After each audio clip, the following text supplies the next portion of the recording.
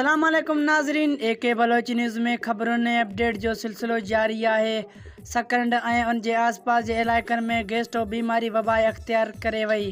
तहलके अस्पताल सकंड में गैस्ट्रो में मुब्तला ॿारड़ा तोड़े वॾा गैस्ट्रो मरीज़ में मुब्तला मरीज़नि जे अचण जो सिलसिलो जारी है। गुज़िरियल 4 ॾींहंनि अंदरि ॻोठ मियाण में अलहदाद मलाह जी घरवारी समेत 3 ॿारड़ा गैस्ट्रो वॻे फ़ौत थी विया।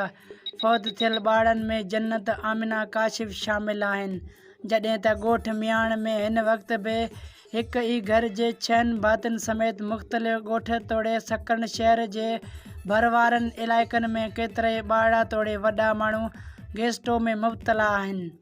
ॿिए पासे तालके अस्पताल सकंड ऐं पेड न हुअण करे हिक बेड ते 3 ॿारनि जो इलाज थियण लॻो, जॾहिं त केतिराई मरीज़ अस्पताल जे वार्डनि खां ॿाहिरि इलाज कराइण ते मजबूर आहिनि ऐं ईंदड़ मरीज़नि खे दवाऊं न मिलण करे मरीज़ ऐं उन्हनि सां गॾु आयल बरसात ऐं ॿोॾि मुतासिरनि जूं दाहूं निकिरी वयूं आहिनि।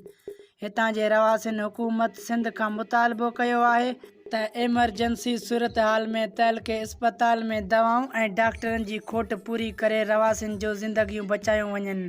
ॿिए तरफ़ सकंड शहर जे अज़ीम कॉलोनी ऐं मियाण मां बरसाती पाणी नेकाल न थियण करे केतिरियूं ई जायूं पट पइजी रहियूं आहिनि, जॾहिं त मुसलसिल पाणी बीहण सबबि गैस्ट्रो ऐं चमड़ी जे बीमारियुनि समेत मुख़्तलिफ़ बीमारियुनि मुंहुं कढियो आहे।